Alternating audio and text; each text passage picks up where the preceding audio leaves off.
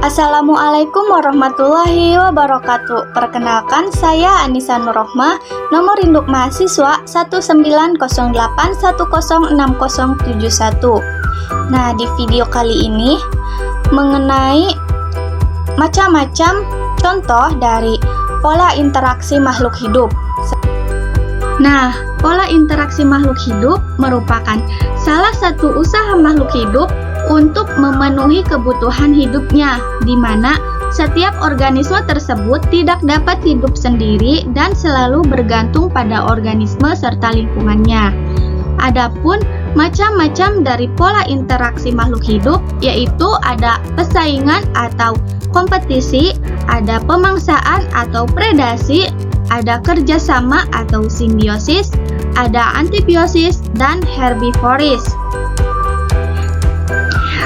Pada video kali ini menjelaskan tentang kerjasama atau simbiosis yang merupakan interaksi antara dua makhluk hidup yang berbeda jenis dalam suatu lingkungan, di mana simbiosis antara dua jenis makhluk hidup dibedakan menjadi tiga, yaitu ada simbiosis mutualisme, simbiosis komensalisme, dan simbiosis parasitisme.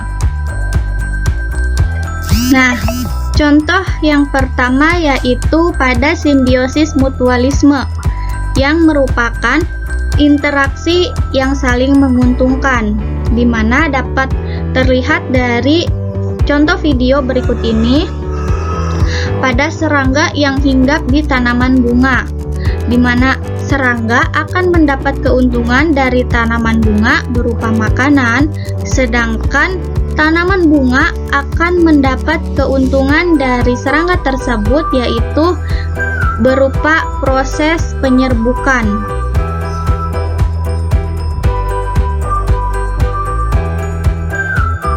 Nah, selanjutnya yaitu ada simbiosis komensalisme yang merupakan interaksi yang hanya menguntungkan satu pihak saja, di mana pihak yang lain tidak dirugikan ataupun tidak diuntungkan.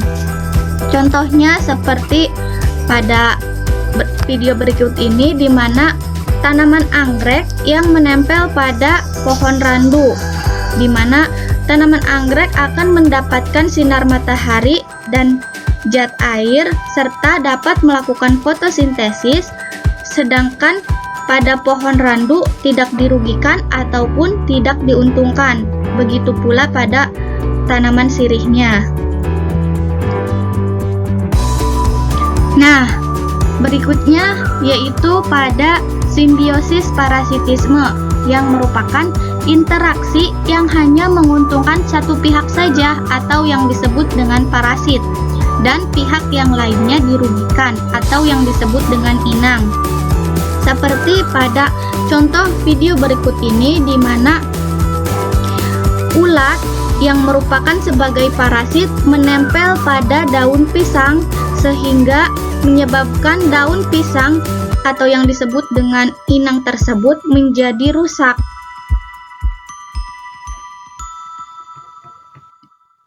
Nah, contoh berikutnya yaitu dari simbiosis parasitisme.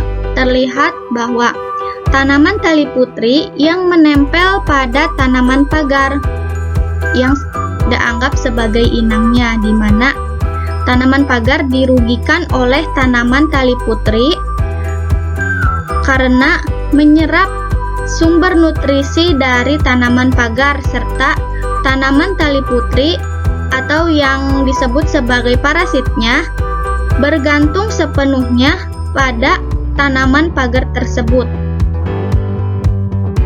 Nah, contoh dari pola interaksi makhluk hidup berikutnya yaitu dari pemangsaan atau predasi yang merupakan interaksi antara pemangsa atau predator dan mangsa atau prey, di mana mangsa yang merupakan hewan yang memburu, membunuh, dan memakan hewan lain, sedangkan mangsa atau prey merupakan hewan yang dibunuh, dimangsa, dan dimakan hewan lain. Seperti yang terlihat pada contoh berikut ini, terlihat bahwa seekor lalat dimangsa oleh sekumpulan semut rangrang.